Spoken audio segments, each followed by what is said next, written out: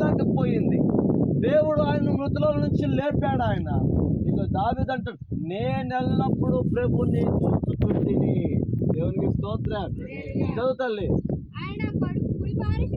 ఆయన నా కుడి పార్శ్వమున ఉన్నాడు కనుక నేను కదల్చబడను.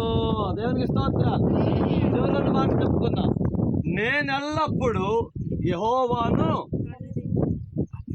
ఇప్పుడు ఇప్పుడు ఆ మాట ఇక్కడ, నేనెల్లప్పుడు ప్రభువును చూస్తున్నాను.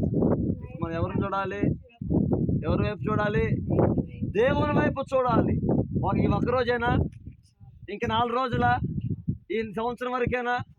భక్తి జీవితం బాప్టిజం పొందిన మొదటి సంవత్సరం బగ బగ బగ బగ మండుతుంటారు. 2వ సంవత్సరానికి కొంచెం చల్లారుద్ది. 3వ సంవత్సరానికి ఇంకొంచెం చల్లారుద్ది. 10 సంవత్సరాలు రాగానే ఏముందిలేనే కాడికి వస్తుంది. దావీదంట, నేను ఎల్లప్పుడూ ప్రభుని చూస్తున్నాను అని.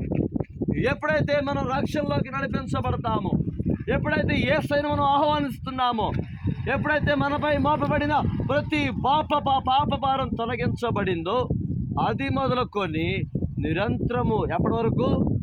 ఎల్లప్పుడూ ప్రభుని చూడాలంట.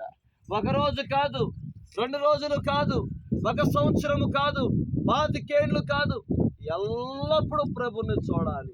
అందుకే దావీదు మాటలు చెప్పిన మాటలన్నిటినీ పేతురు గారు ప్రసంగిస్తూ ఏమన్నా తెలుసా? 36వ వచన భాగం, 31వ వచన భాగం. క్రీస్తు పాతాళములో విడవబడలేదనియు, క్రీస్తు పాతాళములో విడవబడలేదనియు, ఆయన శరీరము కుళ్ళిపోలేదనియు, ఆయన శరీరము కుళ్ళిపోలేదనియు దావీదు ముందుగా తెలుసుకొని ఆయన పునరుద్ధానమును గూర్చి చెప్పెను.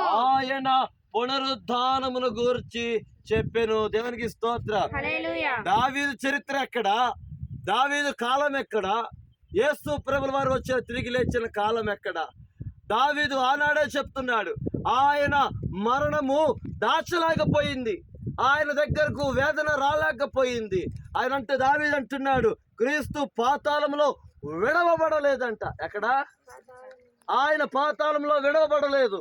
ఆయన శరీరము, ఆయన పరిశుద్ధతను కుళ్ళు పట్టలేదు. శరీరం కుళ్ళిపోద్ది, ఎముకలు కుళ్ళిపోతాయి, కానీ కుళ్ళిపోంది ఒకటి ఉంది మనలో. ఏంటిది?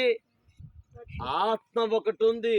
అందుకే ఆత్మ ఉన్నంతసేపే ఎవడైనా నీ దగ్గరికి వచ్చి ఎంత గొప్పవారైనా కానీ